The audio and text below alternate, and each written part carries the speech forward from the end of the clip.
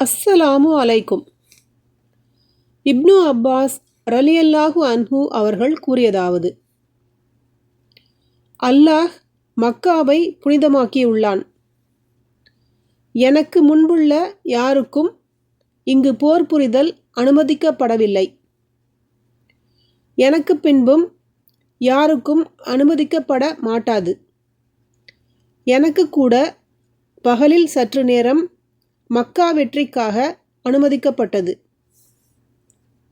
எனவே இனி மக்காவில் உள்ள புற்கள் பிடுங்கப்படக்கூடாது, மரங்கள் வெட்டப்படக்கூடாது, வேட்டை பிராணிகள் விரட்டி அடிக்கப்படக்கூடாது.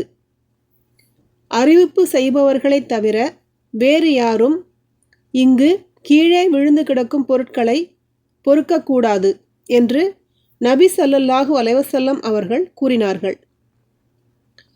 அப்போது என் தந்தை அப்பாஸ் ரலியல்லாஹு அன்ஹு அவர்கள், இதுகிர் என்ற புல்லை தவிரவா, அது நம் சவக்குழிகளுக்கும் பொற்கொல்லர்களுக்கும் தேவைப்படுகின்றதே என்றதும், நபி ஸல்லல்லாஹு அலைஹி வஸல்லம் அவர்கள், இதுகிர் என்ற புல்லை தவிர என்றார்கள். அபூ ஹுரைரா ரலியல்லாஹு அன்ஹு அவர்கள், நம் சவக்குழிகளுக்கும் வீடுகளுக்கும் இதுகிர் புல்லை பயன்படுத்தலாம் என நபி ஸல்லல்லாஹு அலைஹி வஸல்லம் அவர்கள் கூறியதாக தெரிவித்துள்ளார்கள். சஃபியா பின்த் ஷைபா ரலியல்லாஹு அன்ஹா அவர்களும் இதை போன்றே அறிவிக்கிறார்கள்.